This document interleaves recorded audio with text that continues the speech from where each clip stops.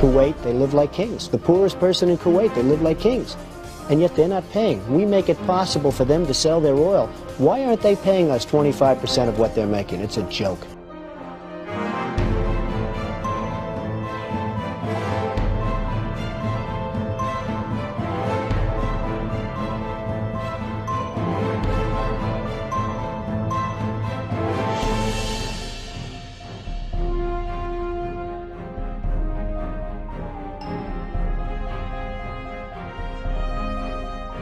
Why didn't we say, we want 50% of your oil forever, or we're not letting you go back in?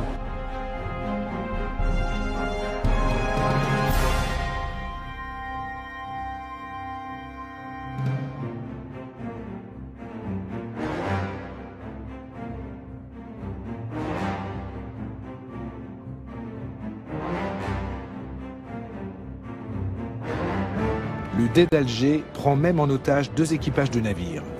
Ils réclament 60 000 $ pour leur libération ou menacent d'en faire des esclaves. Rapporté au budget actuel des États-Unis, cette somme représenterait aujourd'hui plus de 60 milliards de dollars.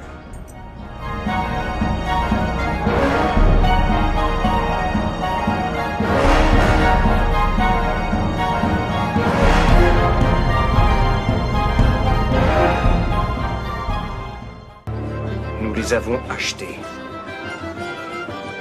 L'Amérique a conclu avec Alger un traité de paix. Un tribut de plusieurs millions de dollars qu'on leur verse, chaque année. Une somme de l'ordre de 20% des recettes de l'État. Il y a longtemps qu'on aurait dû investir cet argent dans des forces de frappe militaires puissantes. C'est bien vrai, ça. 20%, rendez-vous compte. On aurait pu régner sur les océans. De nos jours, il paraîtrait invraisemblable que les États-Unis se laissent dicter ainsi leur conduite.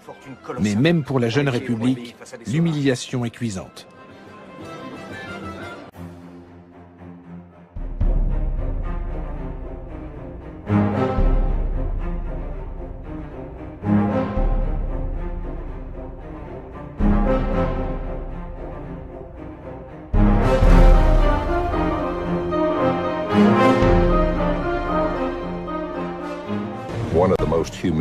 En 1795, les États-Unis ont connu un épisode particulièrement humiliant.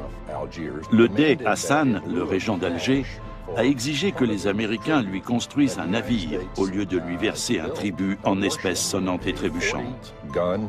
Il devait livrer à Alger une frégate d'une quarantaine de canons doublés de cuivre.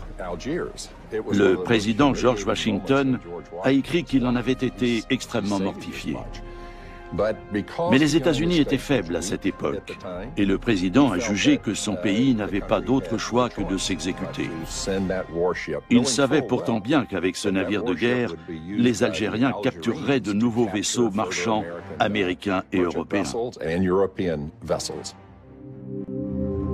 Les Américains sont piqués au vif par tant d'impertinence et décident de construire des navires encore plus rapides, conçus pour durer. En somme, meilleurs que ceux des corsaires. Les États-Unis veulent ainsi mettre fin aux conditions humiliantes du traité de paix et d'amitié qui les lie à Alger.